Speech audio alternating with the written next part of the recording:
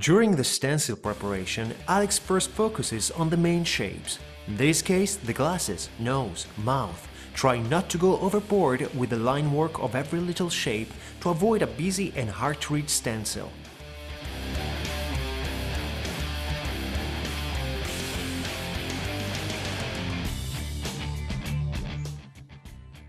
When it comes to the hair, for example, the priority goes to the main ones that define the movement of them, working them to the maximum rendering only when tattooing. At this stage, Alex is only worried to break the drawing down to the basic shapes, easy to follow on the reference picture while tattooing.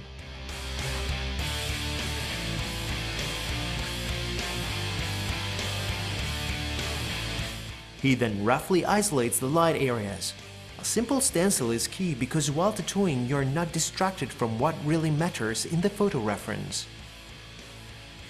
Alex in this case works the stencil in details in the mouth, nose, glasses and the net on the forehead.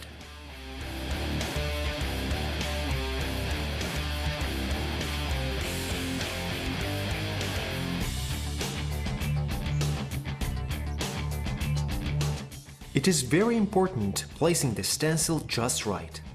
When positioning the stencil on a narrow and curvy body part like the arms, and particularly the forearm, the risk is to have not an anatomical fairness, and the expression itself can drastically change.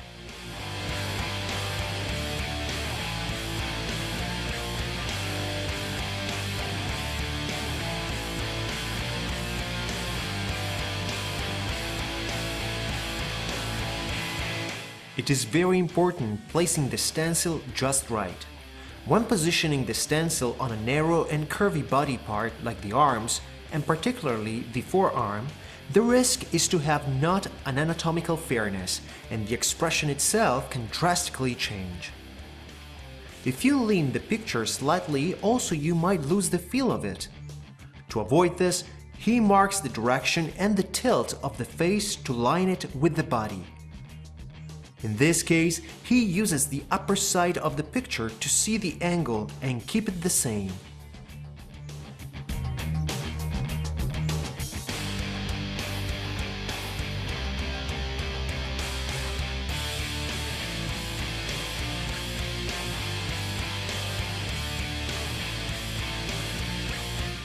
It's a common mistake to rotate a picture for a better fit on the chosen spot, which can falsify the outcome dramatically. No fancy rendering can fix that afterward.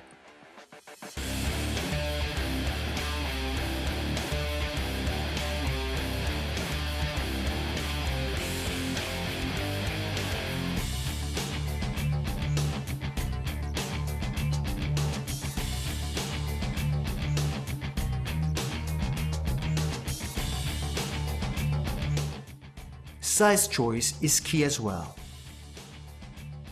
A bigger picture is easier to replicate, but you have to avoid wrapping it too much or heavy distortions can occur.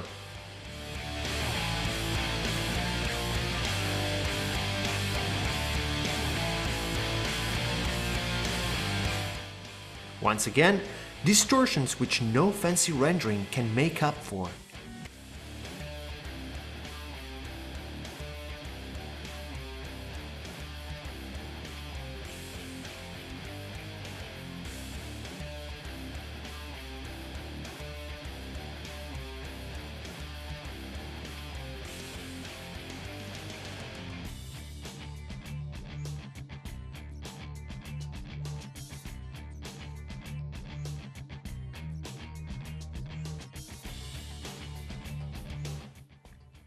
Here, Alex uses the glasses as a maximum width to fit a narrow spot like the forearm.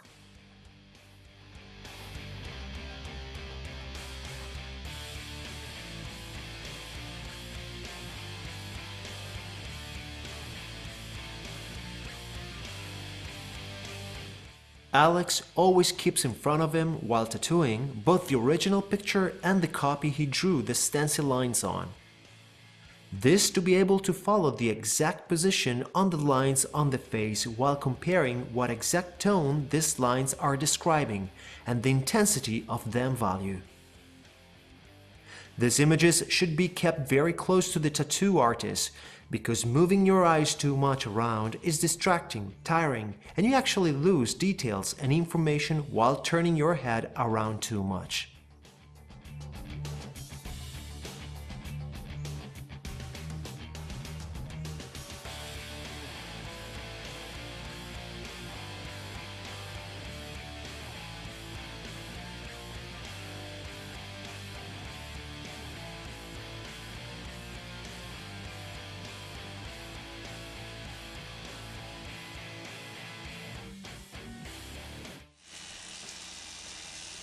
We start tattooing from the high contrasted areas, the deep black background that defines the right side of the face.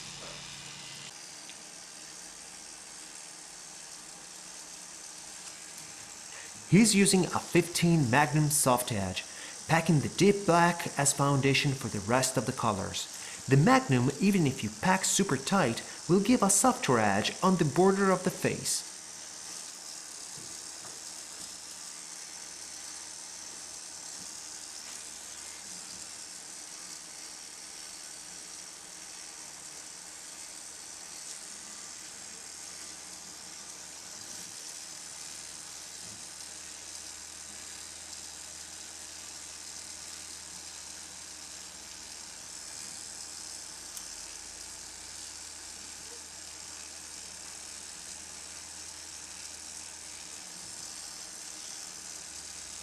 Very important is not to have a hard line there.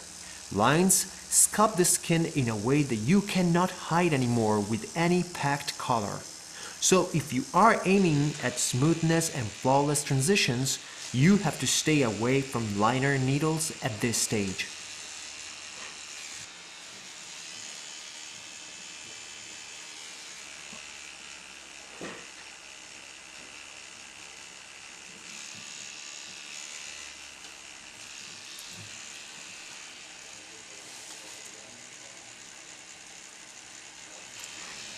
He saturates black in the neck under the chin area, dipping straight without washing the tip from black to brown, and some gray to create those subtle tone variations while changing the intensity of the values.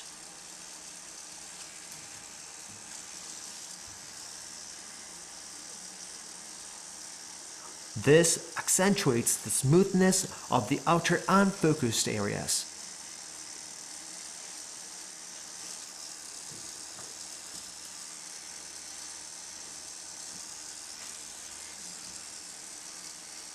Alex now starts to shape the face. First, he proceeds blocking out the shapes with a quick light pass of a medium tone color, in this case a brick brown.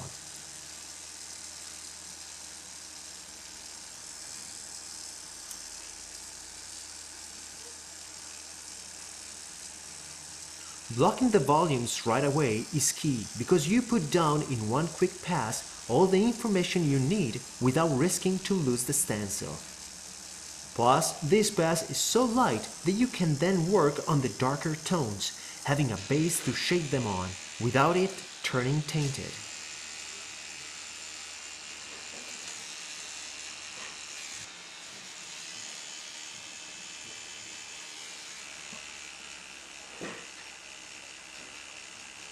It's very important to define the main shapes before moving on to the next step.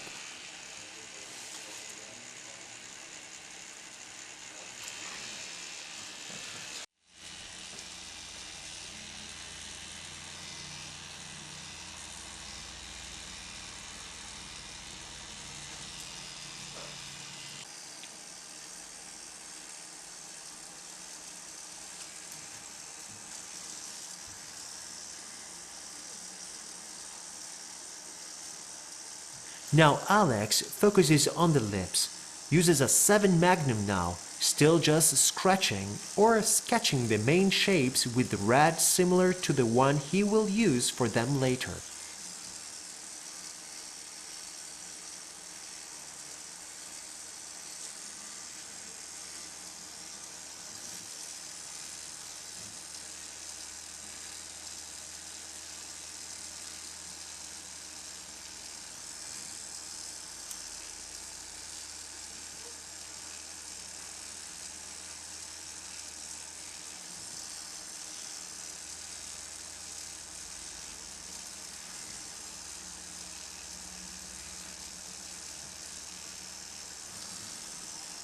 You have to be precise in blocking in the shapes tightly, but quick not to saturate right away, but leaving that later. The risk in saturating right away is to get the color tainted later.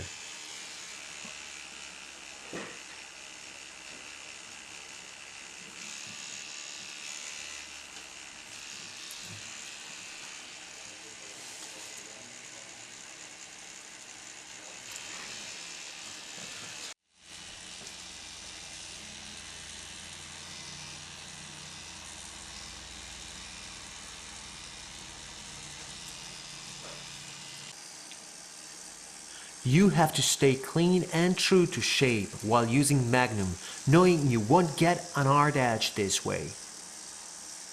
Alex then goes in the deeper parts on the side of the mouth with a liner to better block the shape through blackest part. Alex stresses the importance of using magnums not to sign the skin too much.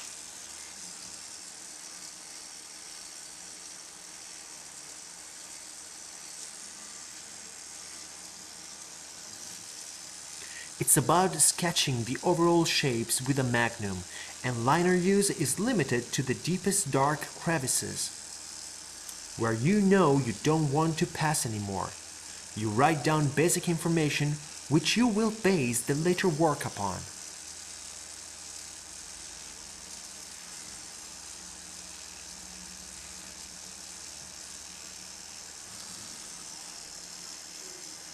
Alex now approaches the nose in the same manner, sketching in the main shapes with medium brown.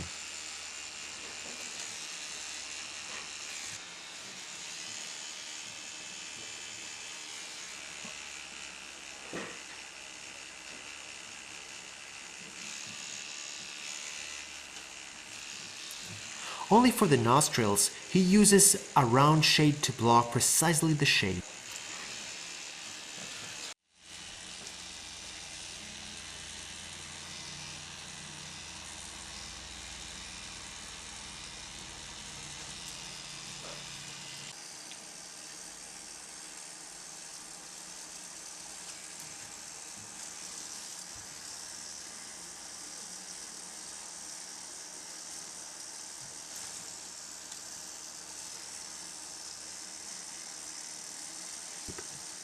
A 9 round shade to get the looser detail, while the round liner for the frame of the sunglasses. This accentuates the clean cut between plastic and skin tones.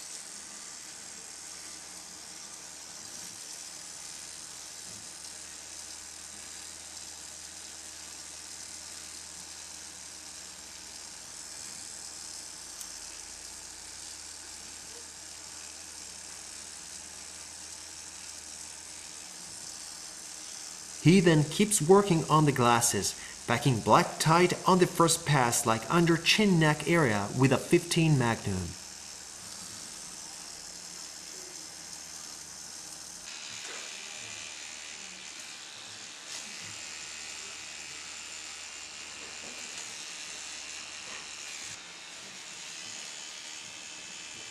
While on the face, saturation will come by layering different colors. Here, like in the background, Alex goes for full saturation right away.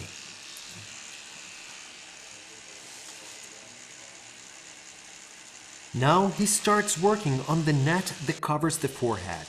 This kind of details can be scary to approach.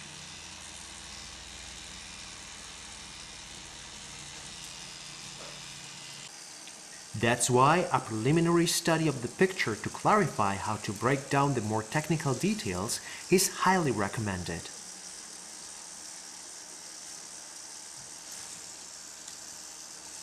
There are 2 overlapping nets, a red one and a black one.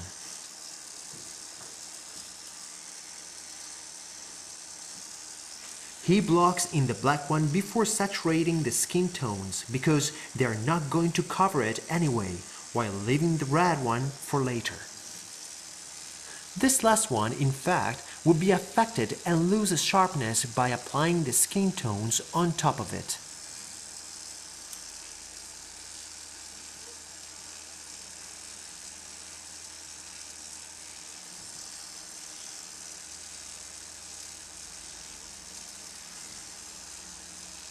Again, he goes in with a liner to trace the glasses frame because this one requires a clean-cut outline that detaches it properly from the rest of the face. It would be useless to block in the colors with a magnum and then define it later, saving this way a bit of time.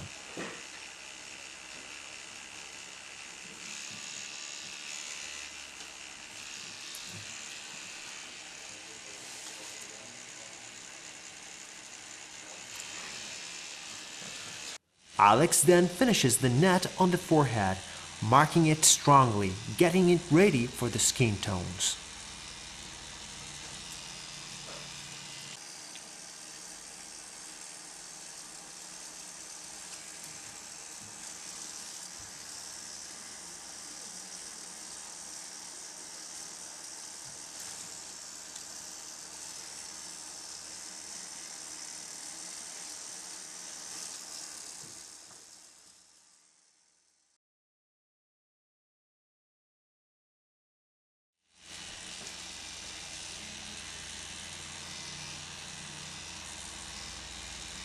Doing hair, Alex prefers using a 15 Magnum used sideways. This way, it's easy to get to the fine lines or a single hair. He colors them fully saturating the skin with black, but leaving softer areas in between the shapes where he will add gray or a bluish gray to create the illusion of reflection.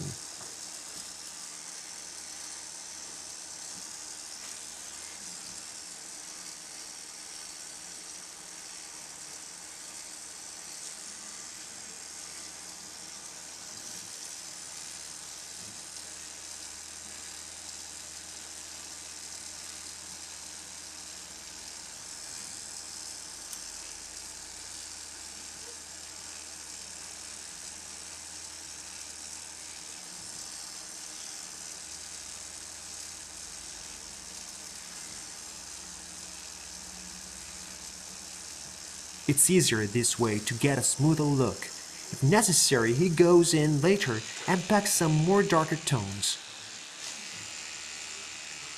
While building the main hair flows, keeping the magnum movement a little looser and letting the sideways movements of the magnum do their job is the key for a good result. Once these sort of magnum lines are done, even when you lay color on the top of them, they will show through giving a translucent and credible look to the hair.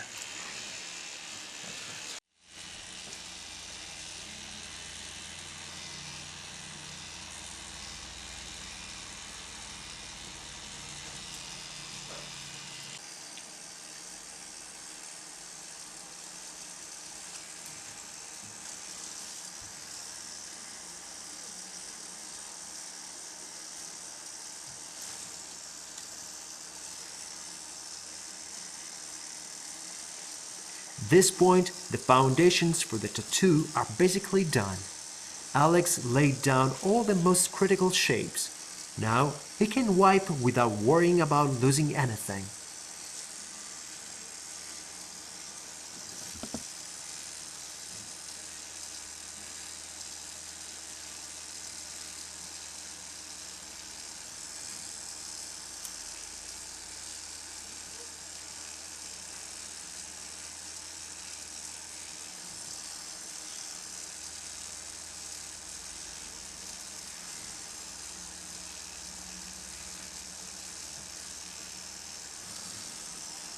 Now, with a liner, he accentuates the main volumes of the hair.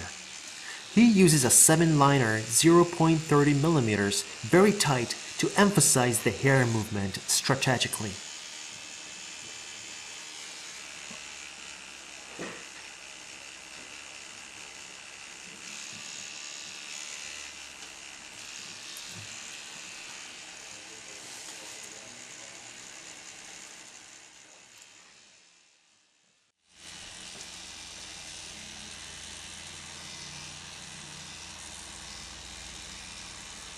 Alex now starts adding colors in the background, creating the lights effect by overlapping in some areas dark tones of color to the black previously packed.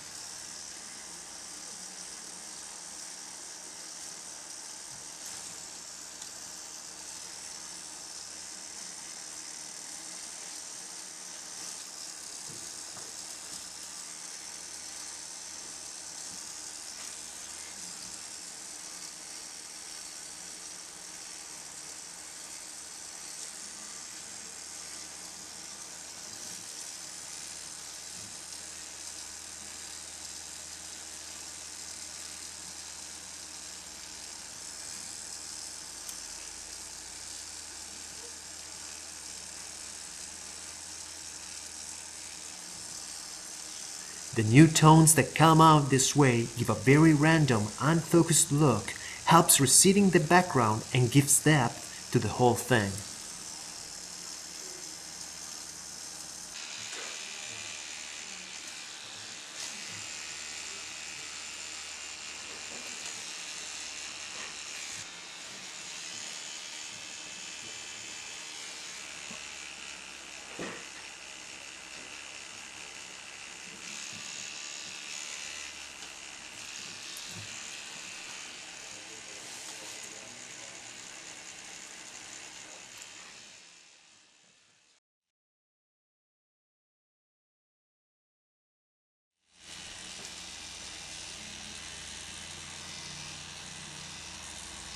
Alex is now done with the background.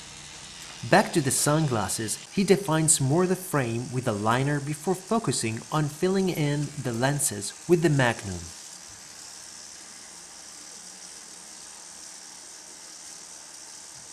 Even here, if we would look at the image at first glance, we could be overwhelmed by it. You just have to slow down, study the image, and try to break down the colors to the simpler shading. Studying how the colors build the shapes before tattooing them will give you the confidence to focus on packing the pigment without having to guess the tone or the value of the colors.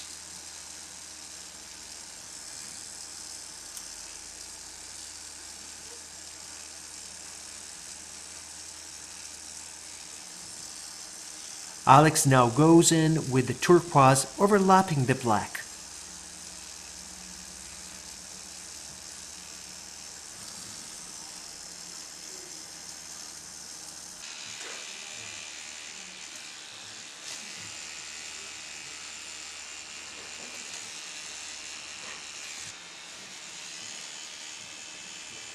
The two areas both packed in with a magnum will automatically create a smooth look through a slightly blurry line, which is closer to reality.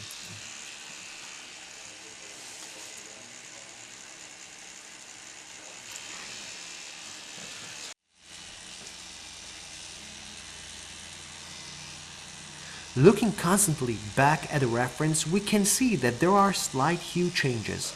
The turquoise turns into green in the lens reflection.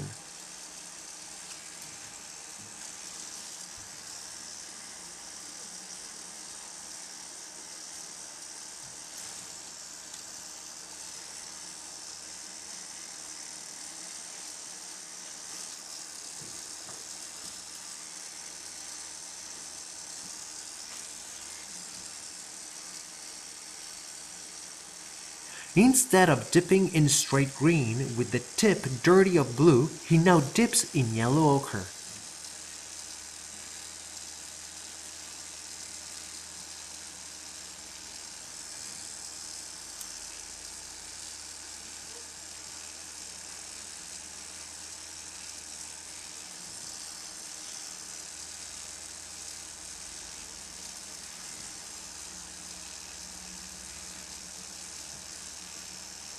Same for the other lens until he gets to the full saturation.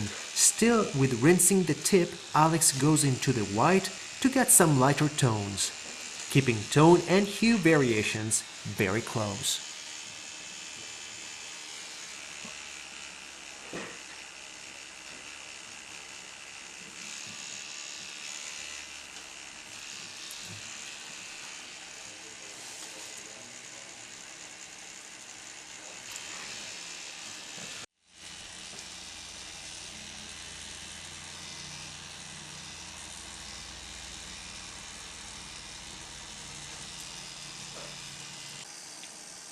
Now he packs in some dark blue to round up the lenses more. By packing the dark blue afterwards over the already packed turquoise, he can achieve a smoother and realistic look.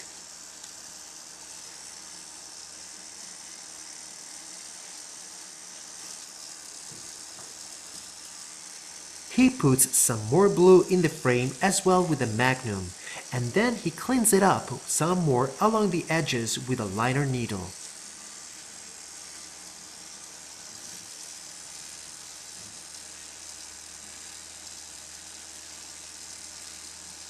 With a 7 Magnum 0.35mm, he fills in the tighter areas outside the sunglasses.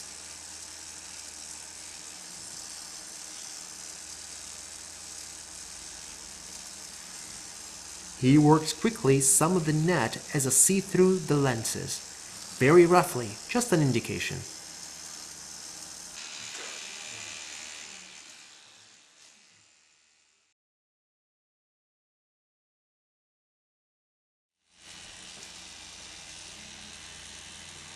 He goes in the mouth, still following priority of the color hue.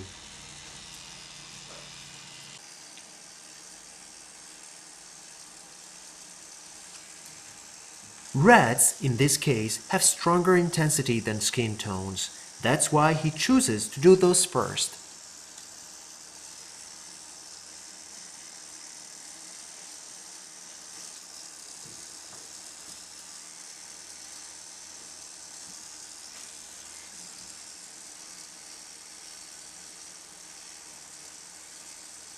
Using a 7 Magnum, he lays down an undertone that blocks in the volumes of the lips, saving the tighter textures for later.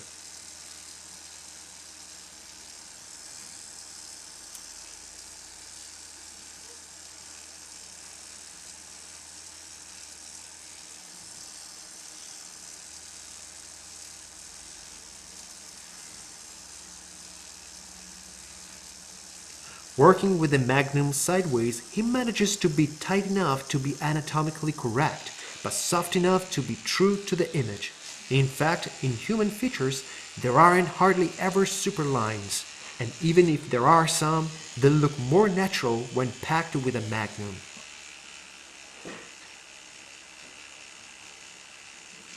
In every passage, he uses the same procedure.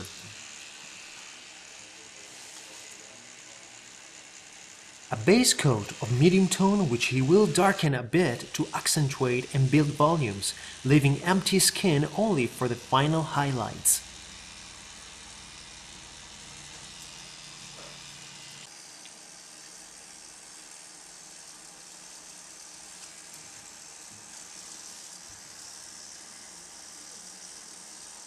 He now works in the deeper parts on the side of the mouth.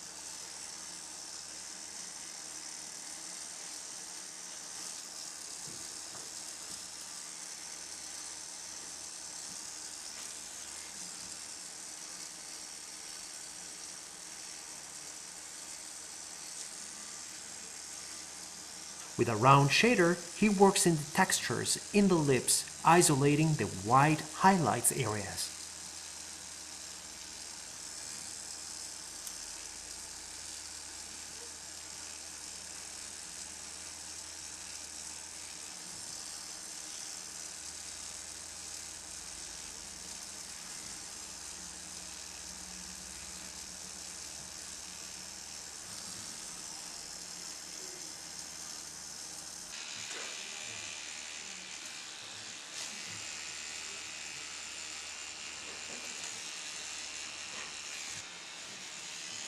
Then, with some pink, he overlaps the red.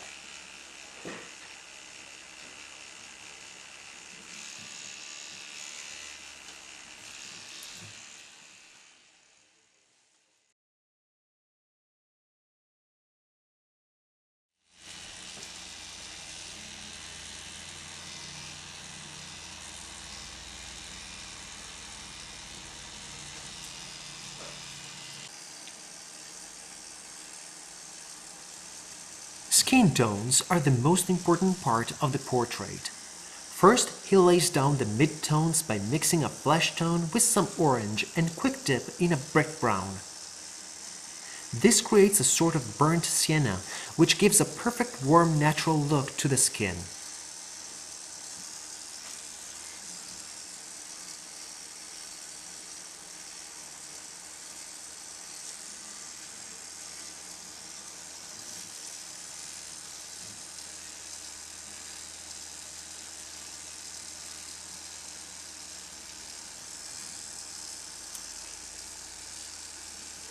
Alex first packs the neck area. After the main tone is packed, He goes darkening up with some brick brown overlapping the previously packed black and brown, warming up the shadow part of the face.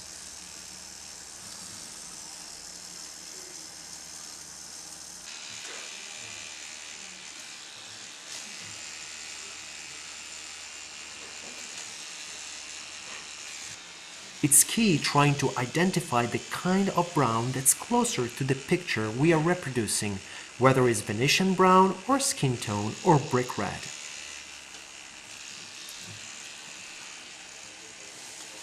Once this is decided, you can work with it by adding some ochre, some magenta to make it cooler or warmer, or some white to change it in value.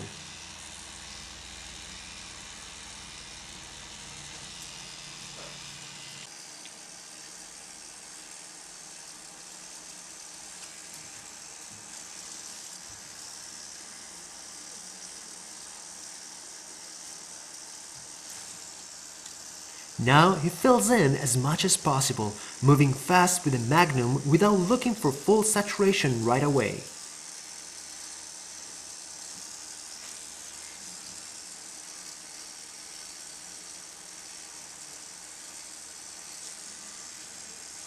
This keeps the skin less stressed, which allows following passes of darker and lighter, cooler and warmer colors.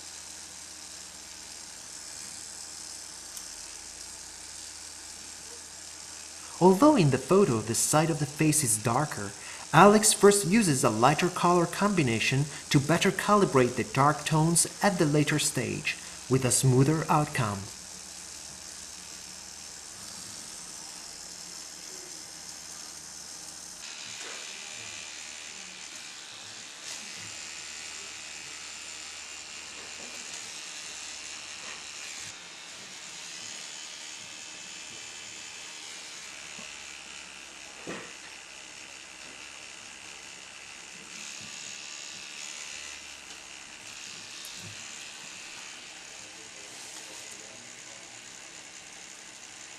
Don't get scared by not achieving saturation at first pass. It will come together when you do the final passes.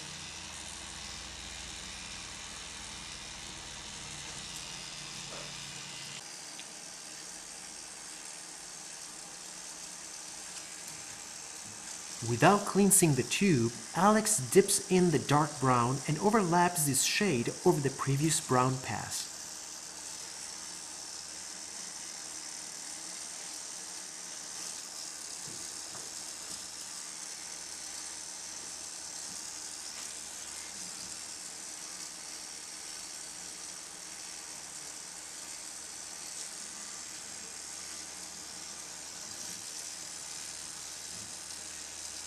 The two tones now mix in the skin, creating a soft gradient, slowly saturating pass by pass.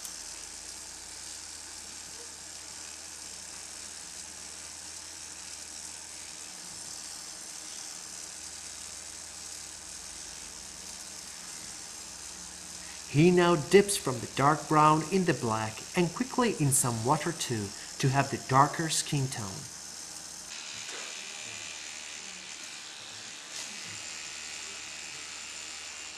Water makes the color transparent, giving you a translucent tone.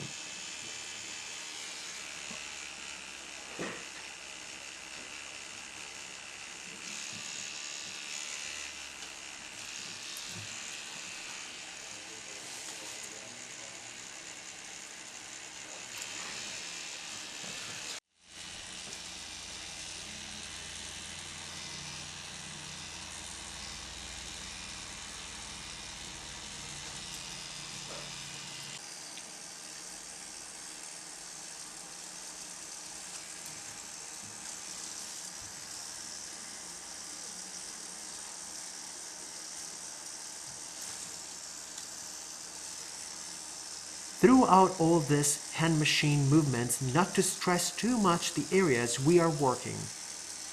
It's very important to underline that.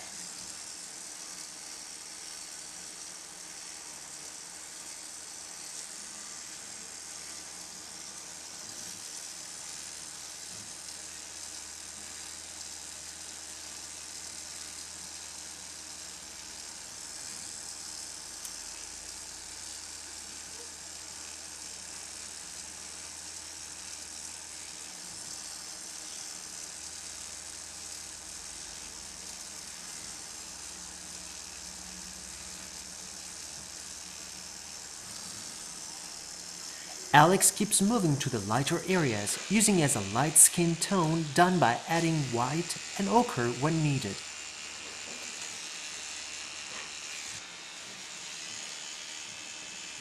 He compares the volumes with the lighter tones, closing little by little on the light areas, left for last.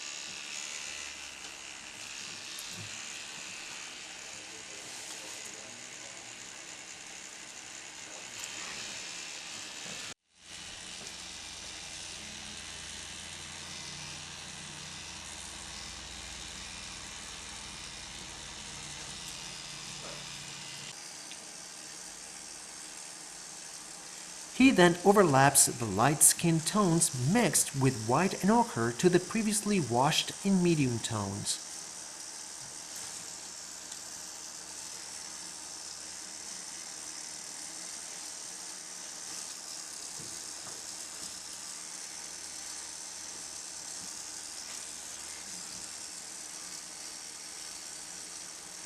Again, this is the pro of using this technique, that the first medium tone laid down lightly can easily be darkened and also lightened. Alex moves now to the nose, which is already blocked in its main shapes by the medium skin tones. Going in with a lighter skin tone helps him to fill the area without having to recreate the volumes that will show through anyway. This way, the nose will naturally belong to the face.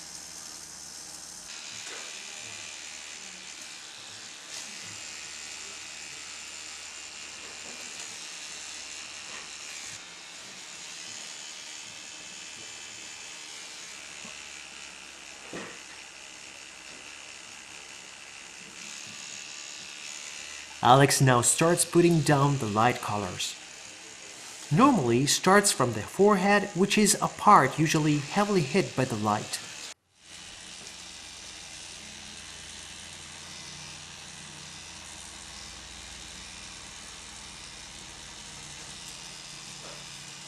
He lays down the light colors left to right till he gets to the reflected blue hint that hits the right side.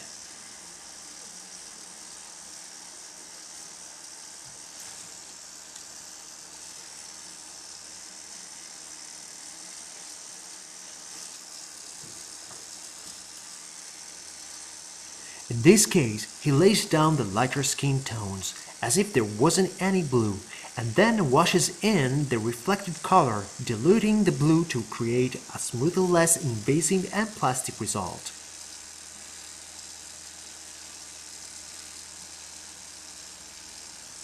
Now he puts some shade of color under the frame of the glasses, which is the area more heavily hit by the light, using a slightly darker light tone.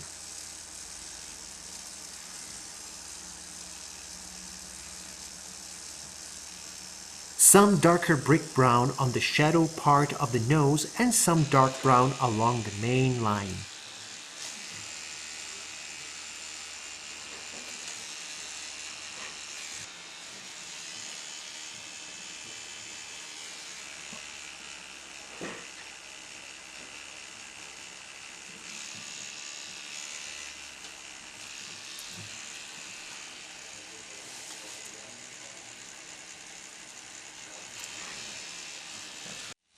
An art edge there would not be credible. Also under the nose, he whips slowly darkening the shadow area to better calibrate the hardness of it.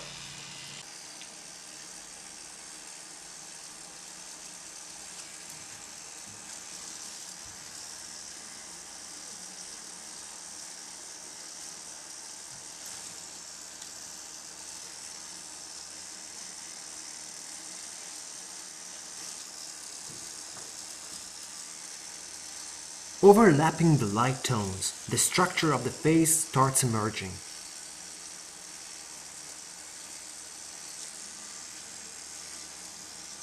In realistic tattooing, you cannot rush or skip steps. You want to get to the finished look because it will come eventually together only if you respect the necessary steps.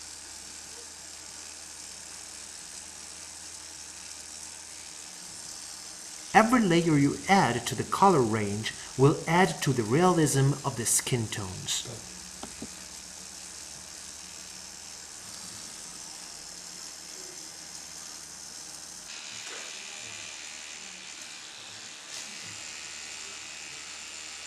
Alex is now putting down the lighter tones, a dirty white which he mixes by dipping the white without rinsing the tube from the light skin. The pure white must be reserved for the highlights or it will lose intensity.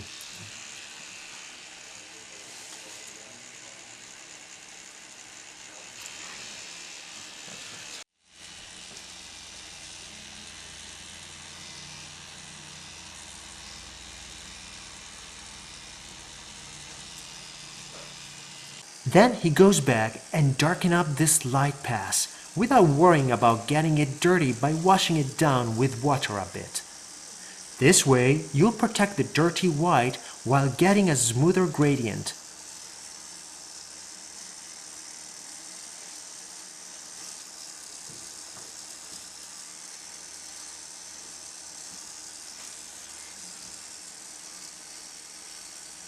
Alex now works in some pink as reflected light in the chin area, washing it down with water for a better shade.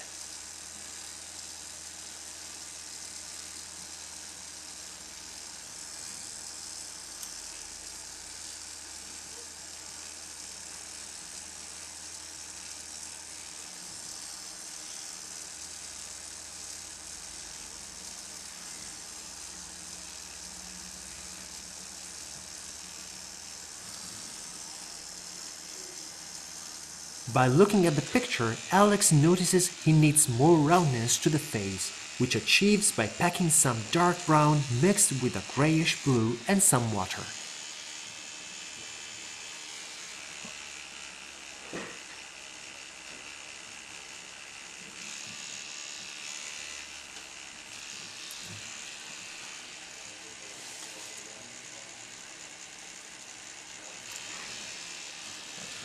In the cheek area, he still does some movements with the 15 Magnum.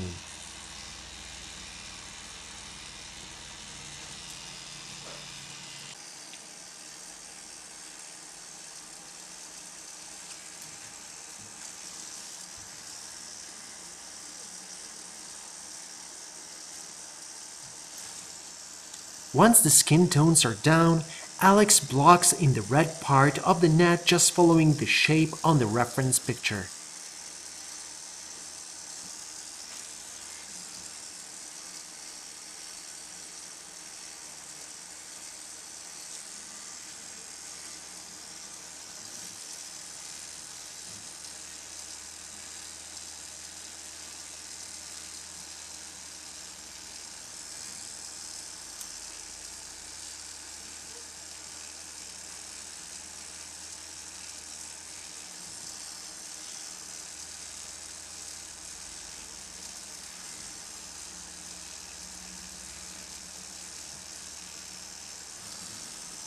With a liner, he defines the lips some more.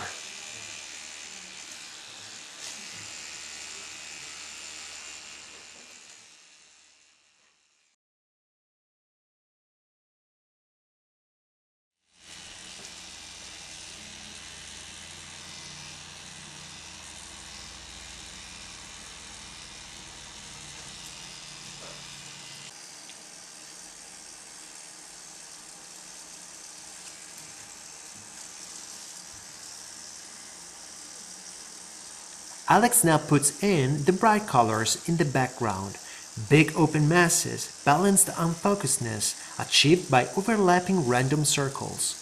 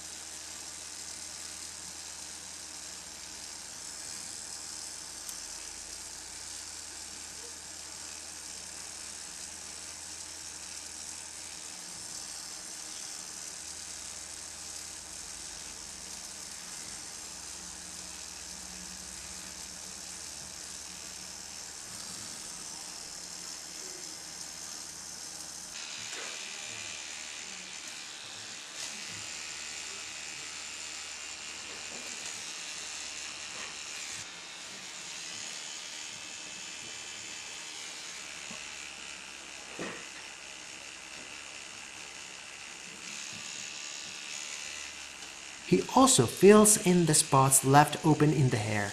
This will create reflection and shininess.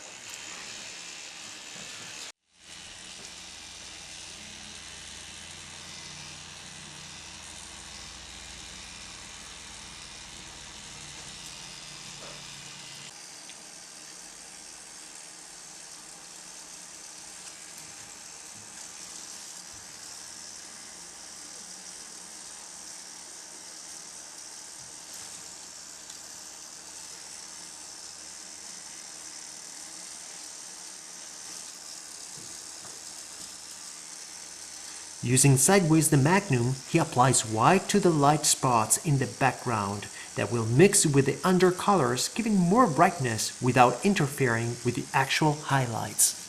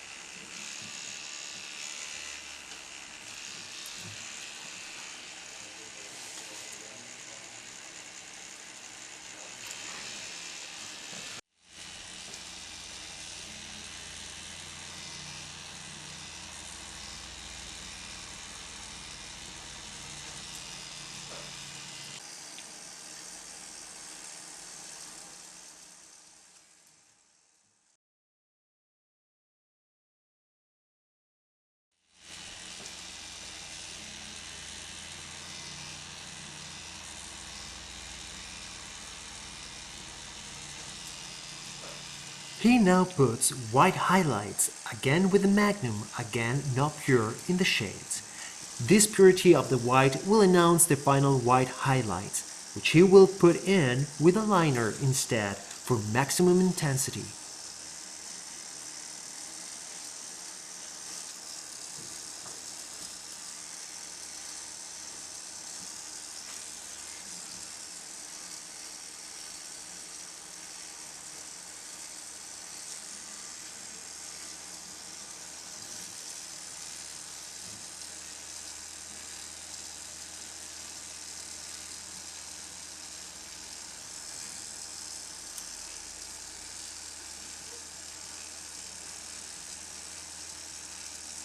He puts these final white touches over the previous dirty white.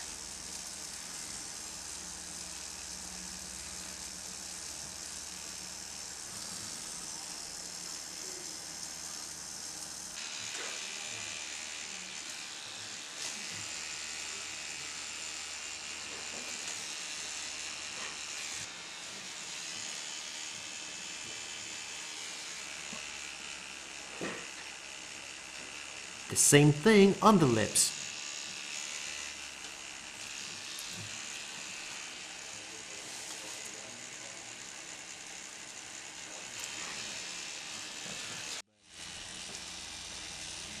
It's important not to overwork with it. White has to be put down only in the more focused and uttered areas.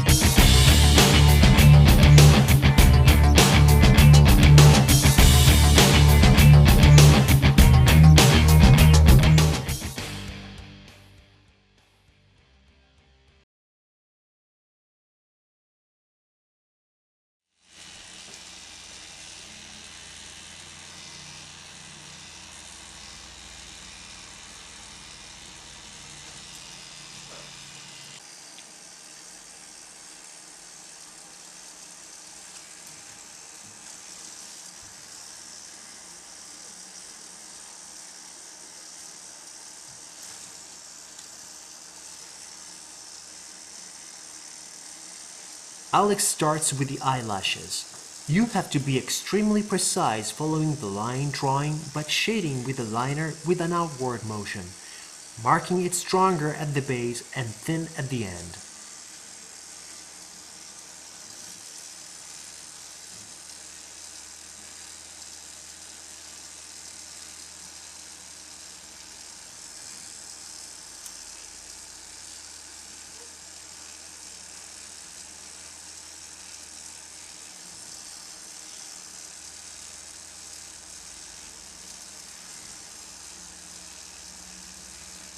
With a washed up pink, he blocks the lower eyelid and then goes back to the upper eyelashes.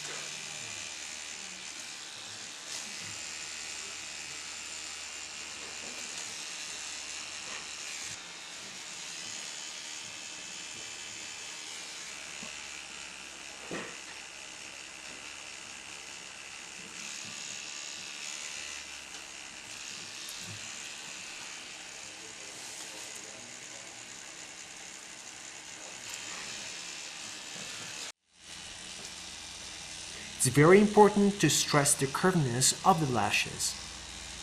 Through curvedness, he will give depth to the eye.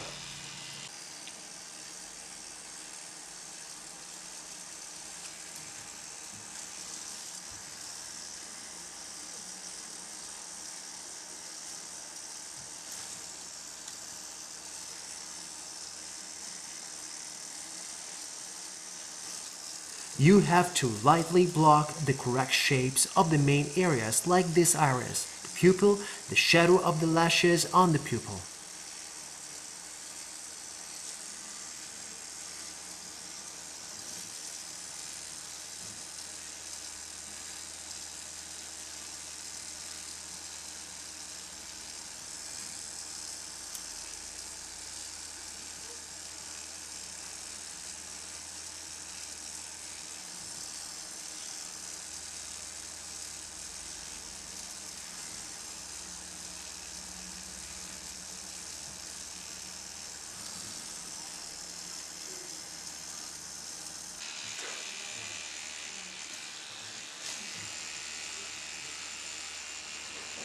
The sketches in the textures of the upper lid, after which he can now focus on rendering without having to worry about losing important information mixed with brown.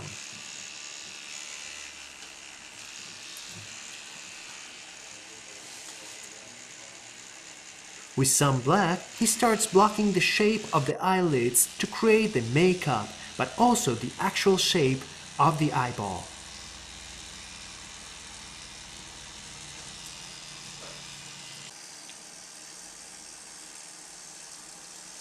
From black to brown, he defines the upper lid, while for the bottom lid, a little less defined, he used a bluish gray with a magnum.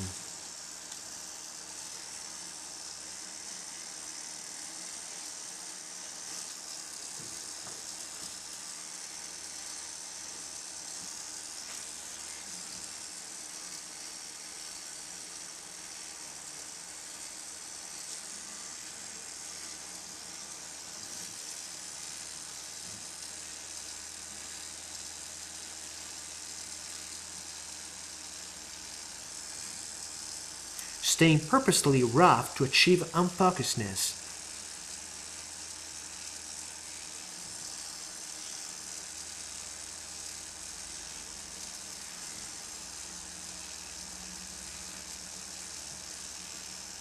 With a round shader, he now fills in the pupil.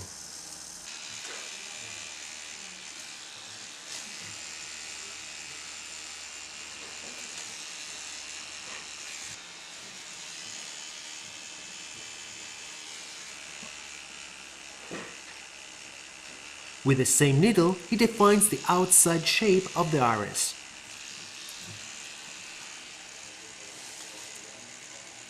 Alex doesn't use a liner to not get a hard edge, which would give a plastic look to it.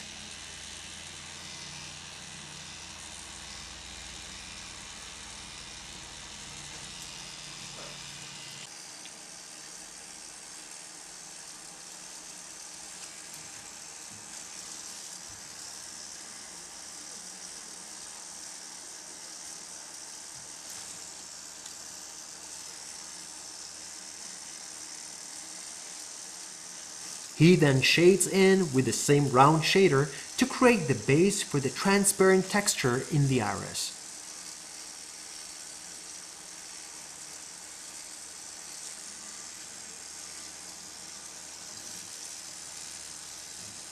Moving from black to blue, dipping randomly in yellow ochre to get a blue-green effect.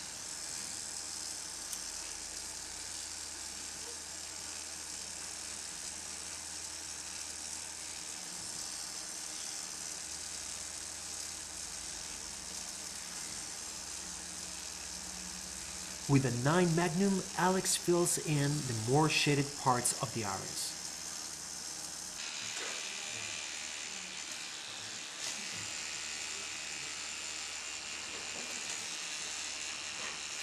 Overlapping lighter shades of green, yellow, and light blue, and building small textures with the side of the Magnum.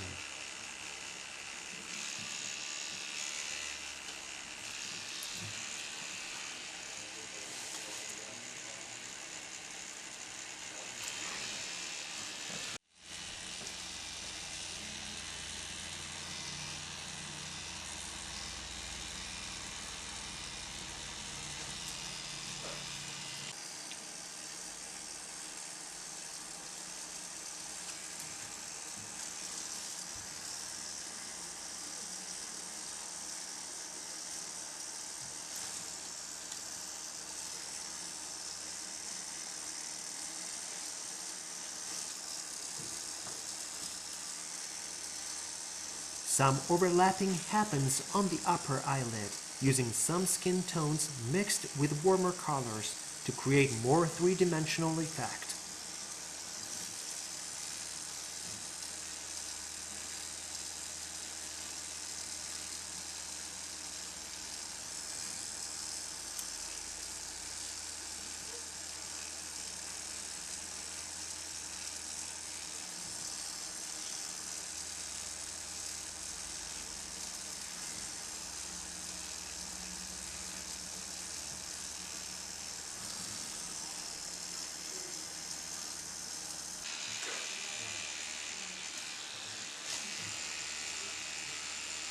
Magenta and brown for the lower lids.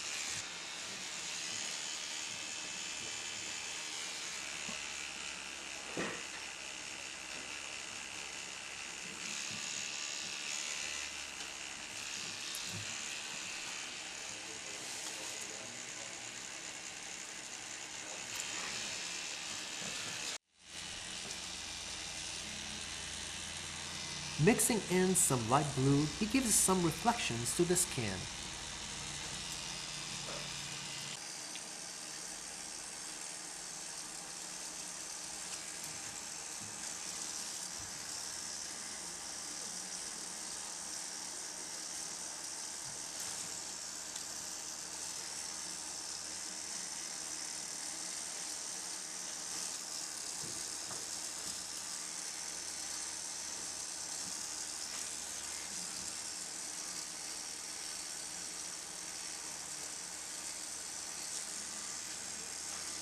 Red, violet, and white create the right hue on the closer part of the eyelid.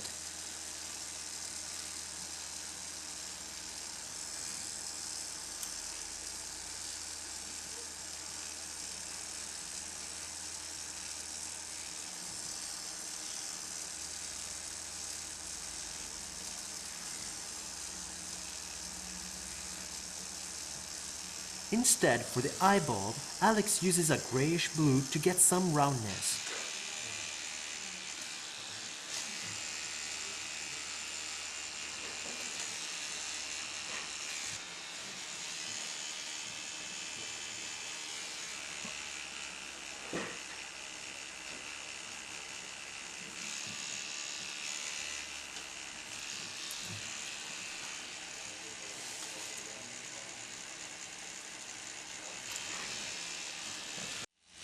He will overlap some lighter color done by adding white to the gray.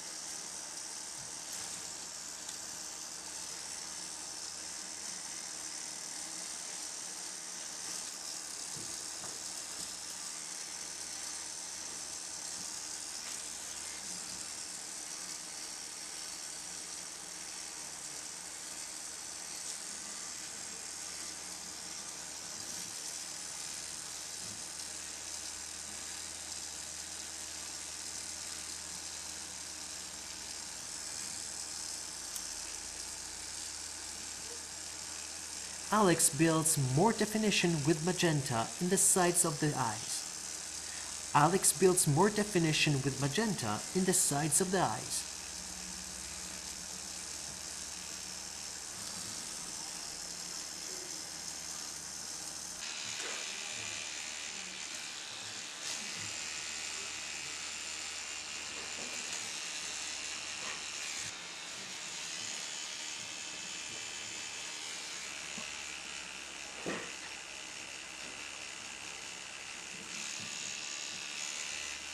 He then goes in with a deeper turquoise to darken the grayish blue, increasing the roundness of the bulb.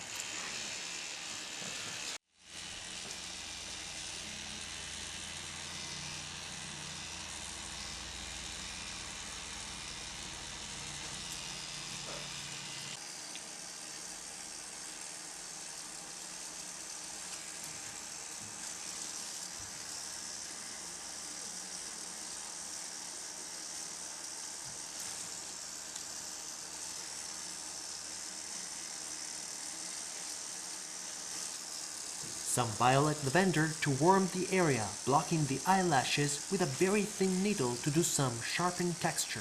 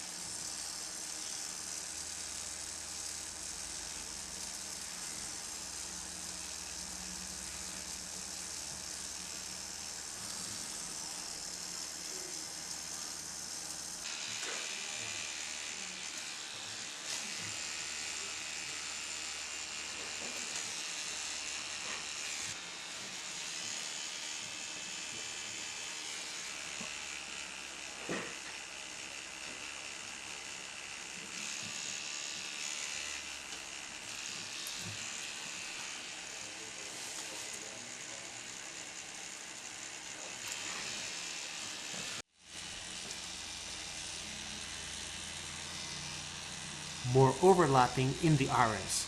Once the previous color has settled down, with bright tones give more translucency.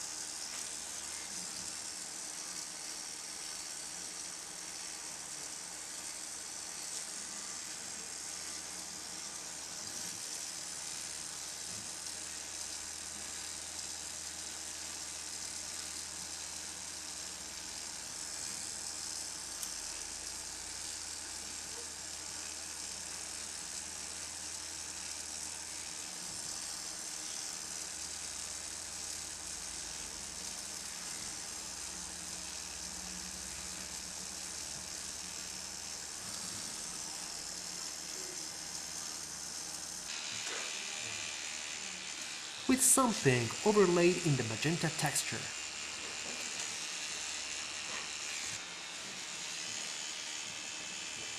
Pink has to be a little more opaque. The bright color hues give a less realistic look.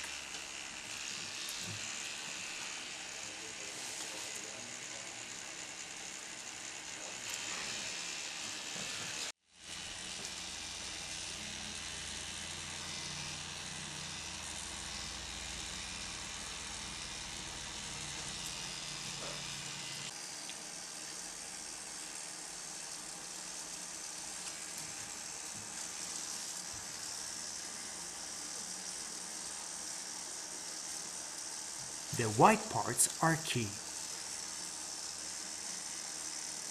First, he fills them with the magnum, keeping them a little dirtier and darkening them up afterwards.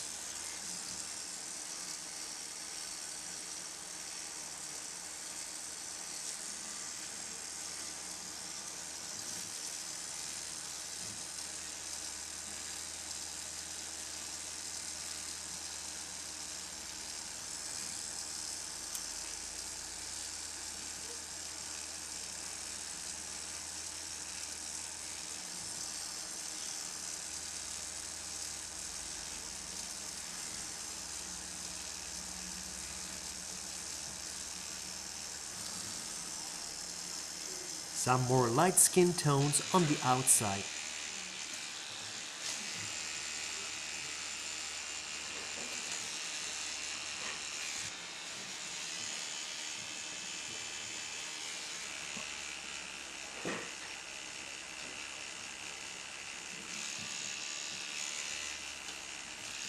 Some more texture here as well.